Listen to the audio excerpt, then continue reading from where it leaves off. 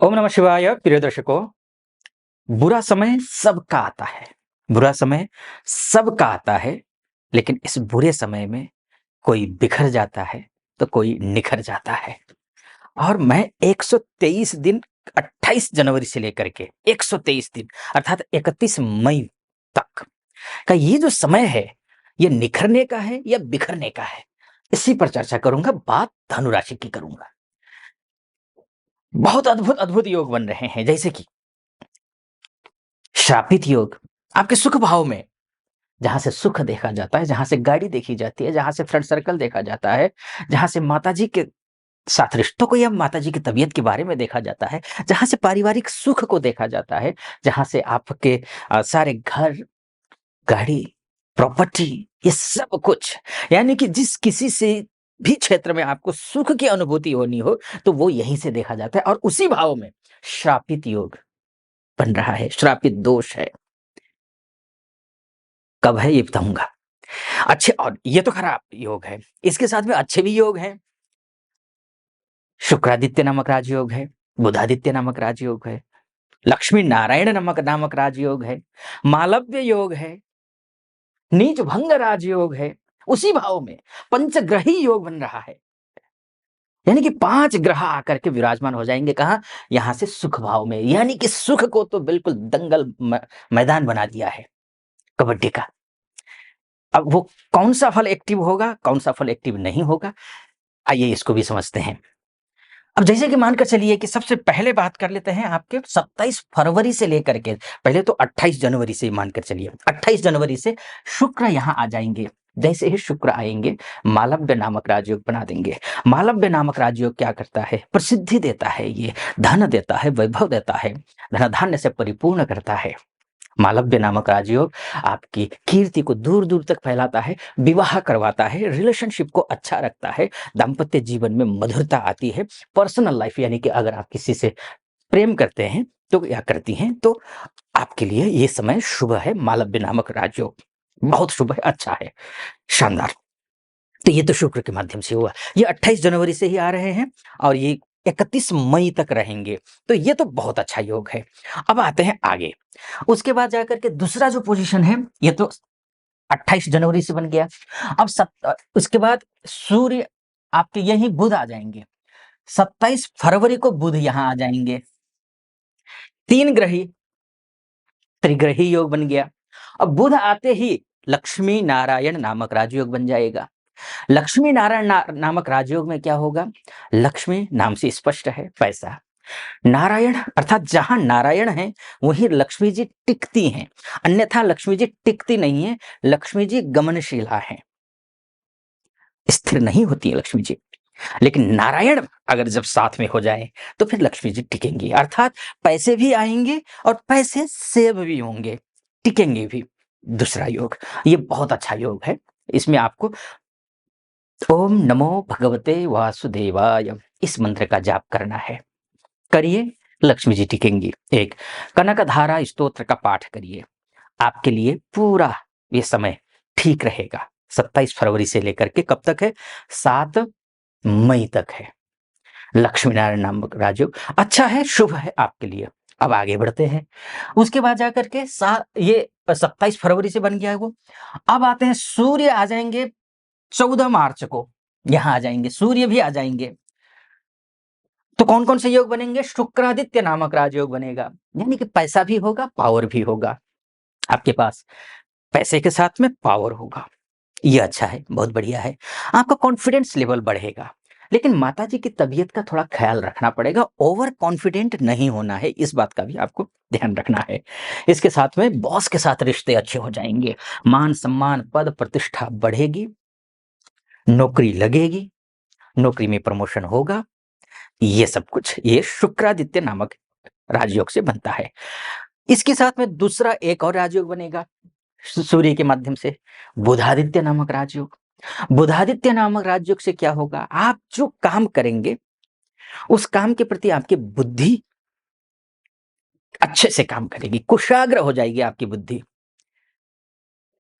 खुद अपने काम को आप अपनी बुद्धिमत्ता से आसानी से कर लोगे। कुछ न कुछ ऐसा आइडिया लगा लोगे। तो बुद्धि और विवेक दोनों अच्छे होंगे, जिसके माध्यम से आपके जो बॉस हैं, वो प्रसन्न होंगे। जहाँ इंटरव्यू देने जा रहे हैं, वहाँ वो इंटरव्यू लेने वाला, वो प्रसन्न होंगे, आपका सिलेक्शन हो जाएगा। आपका क्लाइंट के साथ डील कर रहे हैं, क्लाइंट डील करने में आप सफल हो जाएँगे, उसको आप मैनेज कर लेंगे। पैसे का इंतज़ाम कर रहे हो, तो पैसे का इंतज़ाम हो जाएगा, बिज़नेस भी अच्छा होगा, अर्थात बिज़नेस और नौकरी दोनों ही अच्छे हैं, सोर्स ऑफ इनकम आपके बनेंगे।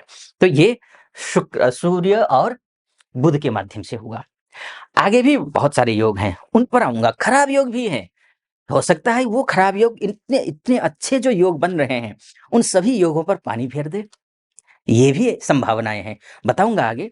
अगर आप यहाँ तक पहुँचे हैं, मेरा विश्लेषण सटीक लग रहा हो आपको, चैनल को सब्सक्राइब कर दीजिएगा, वीडियो को लाइक और कमेंट बॉक्स में महादेव का भक्त हूँ, कृपा आप पर भी बनी रहे, ऐसी मेरी कामना। हर हर महादेव 5 बार, 11 बार, 21 बार, जो भी श्रद्धा बने लिख दीजिएगा। आइए, फिर से विषय पर आता हूँ।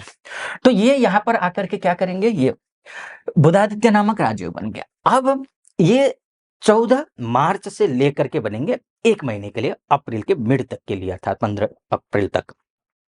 उसके बाद सूर्य उच्च के हो जाएंगे। सूर्य 14 अप्रैल से लेकर के मई के मिड तक में सूर्य उच्च के होंगे, यानी कि आप पॉलिटिक्स में हैं तो शिखर पर हैं। कहीं भी किसी भी स्तर पर पॉलिटिक्स हो रहा हो, चाहे परिवार में, चाहे समाज में, चाहे कार्य क्षेत्र में, वो पॉलिटिक्स से आप निकल जाएंगे। आपके ऊपर जो दोषारोपण हो रहा है, ये छीटाकशी हो रही है, इससे आप निजात पा लेंगे।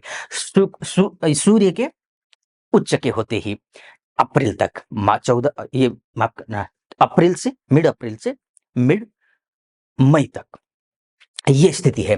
तो ये भी बात हो गई। अब तीसरा पॉइंट आता है जो कि खराब है, महा खराब है।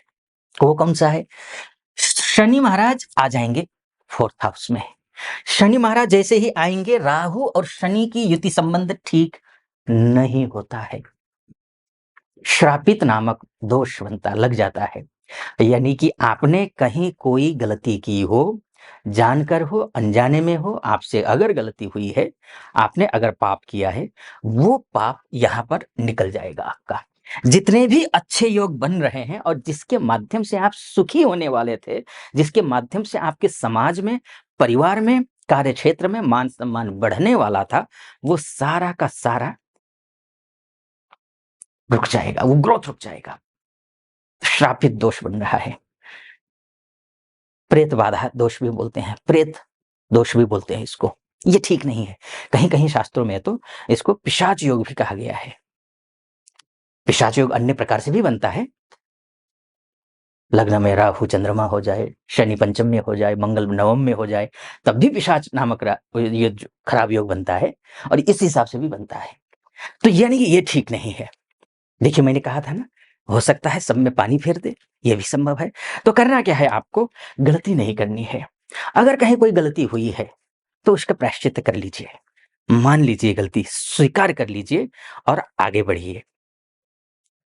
लेकिन विपरीत परिस्थिति अगर हो, तो आप जो है, संभव है, हो सके तो 11 नारियल, 1.25 किलो कोयला आप नदी में जाकर के, बहती हुई नदी में ले जाकर के प्रवाहित कर दीजिए, शनिवार के दिन। अगर ऐसा करते हैं, तो इस जो श्रापित दोष है, इससे आप मुक्त हो जाएँगे। और ये जो जितना भी मैंने आपको रिजल्ट बोला कि ये अच्छा होगा, वो सब कुछ अच्छा होना शुरू हो जाएगा। निश्चिंत रहें। तो आपके लिए यहाँ तक पहुँचे हैं, लेकिन ये ध्यान रखिएगा, मोटा-मोटी तौर पर मैंने आपको बताने की कोशिश की है कि ये ग्रह यहाँ पहुँचेगा तो ये फल देगा, ये योग बनते हैं तो ये फल होगा।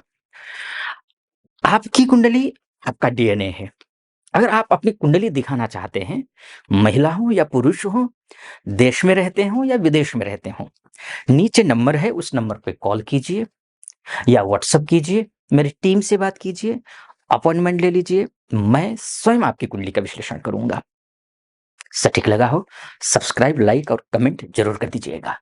आप खुश रहें, प्रसन्न रहें, महादेव की कृपा आप पर बनी रहे, ऐसी मेरी कामना। अनुमति दीजिए। ओम नमः शिवाय।